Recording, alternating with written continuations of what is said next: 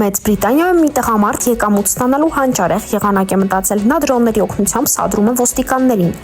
Նա գալիս է ոստիկանական բաժանմունքի մոտ, օդ է բարձրացնում իր դրոնը եւ սկսում նկարահանել։ Սովորաբար ընդամենը մի քանի րոպե անց ոստիկանները մոտենում են եւ պահանջում դադարեցնել թռիչքը, երբեմն նույնիսկ սպառնում են նրան, սակայն տղամարդը լավ է պատրաստվել։ Նա մանրամասն ուսումնասիրել է դրոնների վերաբերյալ բոլոր օրենքները։ Նա հստակ գիտի, որ Մեծ Բրիտանիայում դրոններ չի թույլատրվում գործարկել միայն օդանավակայանների եւ բանտերի հարևանությամբ, բայց նա այդ մասին չի ասում ոստիկաններին եւ ձևացնում է, թե ոչինչ չի հասկանում։ Ոստիկանները նրան ձերբակալում են, իսկ տղամարդը դատարան է դիմում ապօրինի ձերբակալության համար։ Ամեն անգամ նա մոտ 10,000 ֆունտ ստերլինգի փոխհատուցում է ստանում։ Ի դեպ, նույն հնարքին երբեմն զոհ են դառնում նաև գործարանների անվտանգության աշխատակիցները։ Իրավական տեսանկյունից գործարանի տարածքից դրոն գործարկելն իսկապես արգելված է, սակայն տղամարդը դրոնը գործարկում է գործարանի տարածքից դուրս, իսկ օդային տարածքը գործարանին չի պատկանում։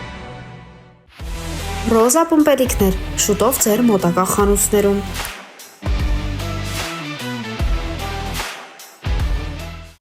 Ավելին իմանալու համար հետևեք մեզ։